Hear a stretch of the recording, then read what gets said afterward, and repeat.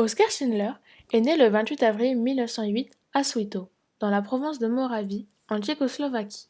Son père, Hans, est d'origine autrichienne. Sa mère, Louisa, est une fervente catholique. Oskar se marie très jeune, avec la fille d'un fermier, Émilie, malgré l'opposition déclarée de leurs familles respectives. Regagnant Święto après son service militaire, il multiplie les frasques et n'aura dès lors que des relations intermittentes avec son épouse. Celle-ci lui restera cependant fidèle tout au long de sa vie. Après avoir fréquenté différentes écoles de commerce à Brno et épousé Émilie Pellel en 1928, Schindler occupa divers emplois. Il travailla notamment dans l'usine de machines agricoles de son père, ouvrit une auto-école à Schemperk et vendit des biens d'État à Bernon. En 1935, l'affaire familiale, dont Oskar est salarié, fait faillite. Celui-ci devient alors directeur des ventes dans une usine à Bernon et adhère, comme la majorité des jeunes de son milieu, au parti allemand des Sudètes.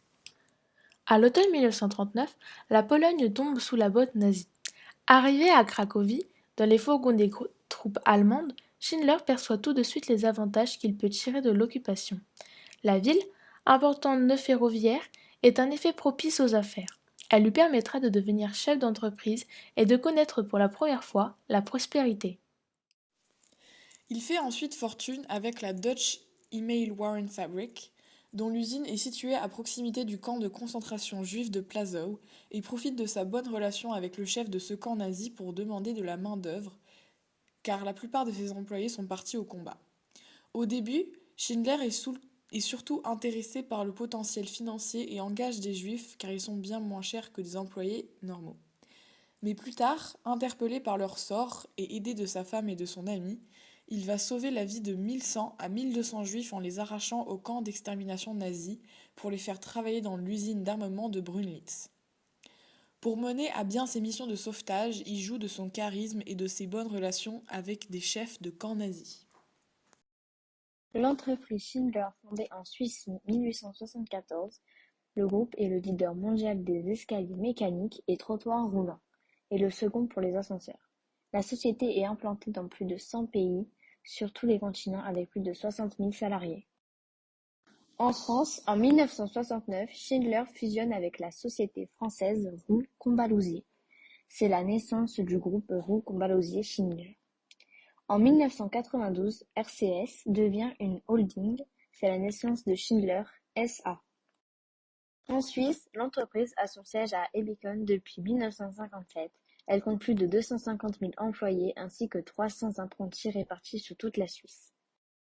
En Afrique, le groupe Schindler est tout particulièrement représenté par les sociétés SIDAAL en Côte d'Ivoire, Afrique Ascenseur Sénégal, Afrique Ascenseur Mali et Assor Ascenseur en Algérie. Schindler n'agit pas sans risque. La protection de ses ouvriers juifs ainsi que certaines de ses transactions commerciales conduisirent les autorités SS et de police à le soupçonner de corruption et de fournir une assistance illicite aux Juifs. La SSS et la police l'arrêtèrent 3 fois. Après la guerre, Schindler et son épouse Émilie s'installèrent à Ratisbonne en Allemagne. En 1949, ils émigrèrent en Argentine. En 1957, séparé de façon permanente mais non divorcé d'Émilie, Schindler revient seul en Allemagne. En 1962, Yad Vashem décerna à Schindler le titre de Juste parmi les nations, et reconnaissant de ses efforts pour sauver des Juifs pendant la Shoah au prix de grands risques personnels. Émilie fut également honorée en 1993.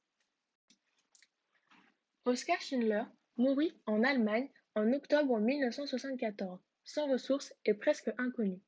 Beaucoup de ceux dont il avait facilité la survie, ainsi que leurs descendants, firent pression et financèrent le transfert de son corps pour qu'il soit enterré en Israël